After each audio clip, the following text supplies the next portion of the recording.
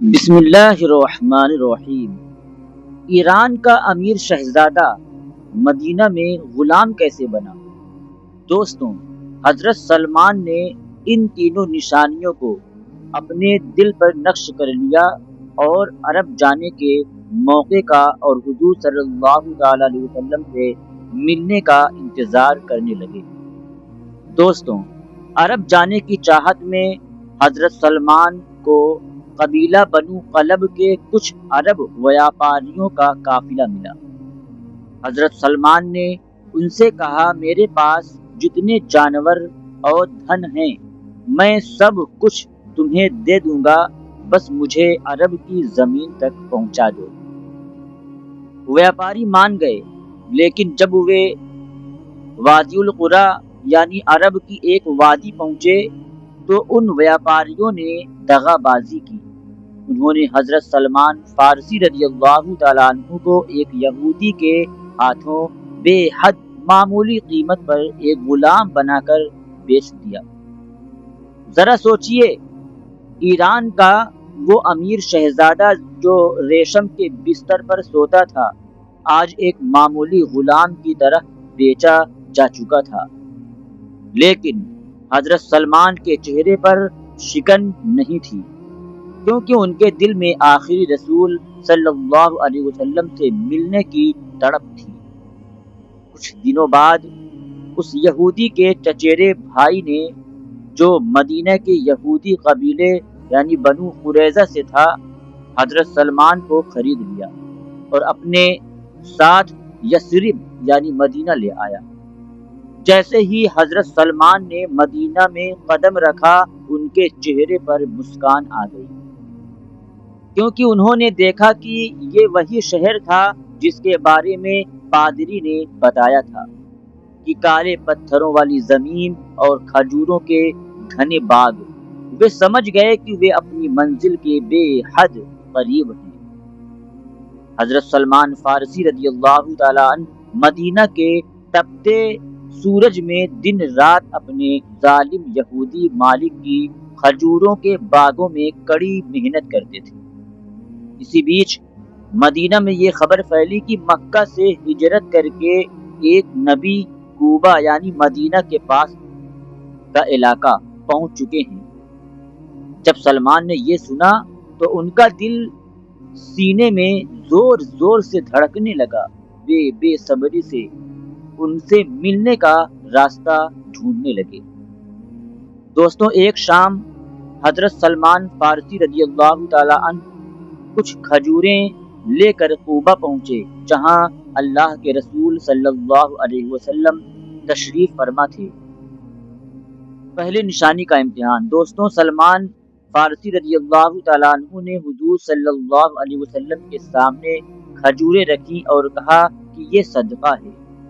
حضور صلی اللہ علیہ وسلم نے اپنے ساتھیوں سے کہا کہ تم کھاؤ، لیکن خود اپنا ہاتھ روک لیا۔ حضرت سلمان فارسی رضی اللہ تعالیٰ عنہ نے دل میں کہا کہ یہ پہلی نشانی سچ ثابت ہوئی۔ دوسری نشانی کا امتحان۔ اور دوستوں، اگلے دن وہ پھر حاضر ہوئے اور کچھ کھجوریں پیش کرتے ہوئے کہا کہ یہ میری طرف سے آپ کے لیے ہدیہ ہے یعنی تحفہ ہے۔ اس بار حضور صلی اللہ علیہ وسلم نے خود بھی کھایا اور اپنے صحابہ کو بھی کھلایا۔ سلمان نے دل میں کہا کہ یہ دوسری نشانی بھی سچ ثابت ہوئی۔ تیسری نشانی کا امتحان۔ دوستوں، کچھ دنوں بعد حضرت سلمان فارسی رضی اللہ تعالیٰ عنہ بقیع کے قبرستان میں گئے، جہاں حضور صلی اللہ علیہ وسلم ایک صحابی کے جنازے میں شریک تھے۔ حضرت سلمان فارسی رضی اللہ تعالیٰ عنہ حضور صلی اللہ علیہ وسلم کے پیچھے چکر کاٹنے لگے تاکہ ان کے کندھوں کے بیچ نبوت کی جو مہر ہے وہ دیکھ سکے۔ رحمت للعالمین صلی اللہ علیہ وسلم سمجھ گئے کہ یہ پردیسی کیا ڈھونڈ رہا ہے۔ آپ صلی اللہ علیہ وسلم نے اپنی چادر مبارک کو پیٹھ سے تھوڑا سرکا دیا۔ جیسے ہی حضرت سلمان فارسی رضی اللہ تعالی عنہ کی نظر اس مہرے نبوت پر پڑی، وہ پھوٹ پھوٹ کر رونے لگے، حضور صلی اللہ علیہ وسلم کی پیٹھ کو چومنے لگے اور فوراً کلمہ پڑھ کر اسلام کے دامن میں آ گئے۔ سبحان اللہ! اسلام قبول کرنے کے بعد بھی حضرت سلمان فارسی اپنے یہودی مالک کی غلامی میں جکڑے ہوئے تھے۔ اسی وجہ سے وہ اسلام کی پہلی دو بڑی لڑائیوں یعنی بدر اور احد میں شامل نہیں ہو سکے، کیونکہ ان کا مالک انہیں دن رات کھجور کے باغوں میں کھٹاتا تھا۔ دوستوں، ایک دن نبی کریم صلی اللہ علیہ وسلم نے حضرت سلمان فارسی رضی اللہ تعالیٰ عنہ سے فرمایا کہ اے سلمان، اپنے مالک سے آزادی کا سودا کر لو۔ جب حضرت سلمان فارسی رضی اللہ تعالیٰ عنہ نے اپنے مالک سے آزادی کی شرط پوچھی تو اس یہودی نے جان بوجھ کر ایک ایسی ناممکن شرط رکھ دی جسے سن کر کوئی بھی انسان ہمت ہار جائے۔ اس نے کہا، تمہیں مدینہ کی زمین پر کھجور کے 300 پودے لگانے ہوں گے، اور جب تک وہ سارے پودے بڑے ہو کر پھل نہ دینے لگے تم آزاد نہیں ہو سکتے۔ اس کے ساتھ ہی تمہیں 40 اوقیہ لگ بھگ 1.6 کلو گرام سونا دینا ہوگا۔ حضرت سلمان فارسی رضی اللہ تعالیٰ عنہ مایوس ہو کر حضور صلی اللہ علیہ وسلم کی بارگاہ میں حاضر ہوئے اور پوری بات بتائی۔ رحمت للعالمین صلی اللہ علیہ وسلم نے صحابہ سے فرمایا، اپنے بھائی کی مدد کرو۔ صحابہ نے دل کھول کر مدد کی اور 300 کھجور کے پودے اکٹھے کر دیے۔ اس کے بعد ایک مہان معجزہ ہوا کہ حضور صلی اللہ علیہ وسلم خود اس زمین پر تشریف لے گئے۔ صحابہ کرام گڈھے کھودتے جاتے اور نبی پاک صلی اللہ علیہ وسلم اپنے مقدس پوتر ہاتھوں سے ان پودوں کو لگاتے جاتے۔ حضرت سلمان فارسی رضی اللہ تعالیٰ عنہ فرماتے ہیں کہ اس ذات کی قسم جس کی قبضے قدرت میں میری جان ہے، حضور صلی اللہ علیہ وسلم کے ساتھ سے لگایا ہوا ایک بھی پودا نہیں سوکھا، بلکہ سب کے سب بہت کم سمے میں، بہت کم وقت میں پھل دینے لگے۔ دوستوں، رہی بات سونے کی تو حضور صلی اللہ علیہ وسلم کو کہیں سے مرغی کے انڈے کے برابر سونے کا ایک ٹکڑا ملا۔ آپ صلی اللہ علیہ وسلم نے وہ حضرت سلمان فارسی رضی اللہ تعالیٰ عنہ کو دیا اور فرمایا کہ اسے لے جاؤ اور اپنا قرض چکا دو۔ حضرت سلمان فارسی رضی اللہ تعالیٰ عنہ نے کہا، یا رسول اللہ صلی اللہ علیہ وسلم، یہ اتنے بڑے قرض کے لیے کیسے پورا ہوگا؟ حضور صلی اللہ علیہ وسلم نے فرمایا، لے جاؤ، اللہ رب العزت اسی میں برکت دے گا۔ دوستوں، چمتکار ہوا، معجزہ یہ ہوا کہ جب اس سونے کو تولا گیا تو وہ ٹھیک 40 اوقیہ نکلا۔ اس طرح حضرت سلمان فارسی رضی اللہ تعالی عنہ ہمیشہ ہمیشہ کے لیے آزاد ہو گئے۔ دوستوں، اب سن 5 ہجری کا وقت تھا۔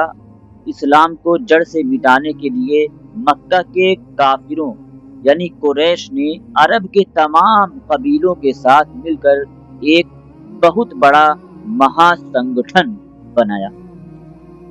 اسے دوستوں غزوہ احزاب یا خندق کی لڑائی کہا جاتا ہے۔ کافروں کی فوج میں 10,000 سے زیادہ سپاہی تھے اور دوسری طرف مسلمانوں کی کل تعداد صرف 3,000 تھی۔ اتنے بڑے لشکر کا مقابلہ آمنے سامنے کی جنگ میں کرنا مسلمانوں کے لیے بے حد مشکل تھا۔ مدینہ پر چاروں طرف سے خطرہ منڈرا رہا تھا۔ اللہ کے رسول صلی اللہ علیہ وسلم نے اس سنکٹ، اس مصیبت سے نپٹنے کے لیے صحابہ کرام رضی اللہ تعالی اجمعین کی مجلس شورا یعنی بیٹھک بلائی۔ اور مشورہ مانگا کہ اس بھاری آفت کا سامنا کیسے کیا جائے۔ جب سب اپنی اپنی رائے دے رہے تھے، تب فارس یعنی ایران کے یدھ کوشل کو جاننے والے حضرت سلمان فارسی آگے بڑھے۔ انہوں نے مدینہ کے بھگول کو دیکھا اور حضور صلی اللہ علیہ وسلم سے عرض کیا، یا رسول اللہ صلی اللہ علیہ وسلم، ہمارے فارس یعنی ہمارے ایران میں یہ دستور تھا کہ جب ہم پر کوئی بڑی فوج حملہ کرتی تھی اور ہمیں خطرہ ہوتا تھا تو ہم اپنے شہر کے چاروں طرف ایک گہری خندق کھود دیا کرتے تھے تاکہ دشمن کی فوج اور ان کے گھڑ سوار شہر میں داخل نہ ہو سکیں۔ عرب کے لوگوں کے لیے یہ مشورہ بالکل نیا تھا، یہ طریقہ بالکل انوکھی تھی۔ انہوں نے اس سے پہلے کبھی بھی خندق کھود کر جنگ نہیں لڑی تھی۔ اللہ رب العزت کے رسول صلی اللہ علیہ وسلم کو حضرت سلمان فارسی رضی اللہ تعالیٰ عنہ کا یہ مشورہ بے حد پسند آیا اور انہوں نے ترنت مدینہ کے کھلے ہوئے حصے کی طرف خندق کھودنے کا حکم دے دیا۔ مدینہ کی کڑاکے کی ٹھنڈ اور بھوک کے عالم میں خود نبی کریم صلی اللہ علیہ وسلم اور صحابہ نے مل کر دن رات ایک کر کے کئی کلومیٹر لمبی اور گہری کھائیں کھودی۔ جب دشمن کی 10,000 کی فوج مدینہ کے قریب پہنچی تو وہ اس وشال خندق کو دیکھ کر دنگ رہ گئے۔ ان کے گھڑ سوار اسے پار نہیں کر سکے۔ دشمن ہفتوں تک گھیرا بندی کر کے بیٹھا رہا اور آخر کار اللہ تبارک و تعالی نے تیز آندھی اور فرشتوں کے ذریعے کافروں کے حوصلے پست کر دیے اور وہ ناکام ہو کر لوٹ گئے۔ میرے پیارے دوستوں، اس جنگ کے دوران ایک خوبصورت واقعہ یہ بھی ہوا کہ انصار یعنی مدینہ کے مسلمان کہنے لگے کہ سلمان ہمارے قبیلے سے ہیں، اور مہاجر یعنی مکہ سے آئے مسلمان کہنے لگے کہ سلمان ہمارے قبیلے سے ہیں۔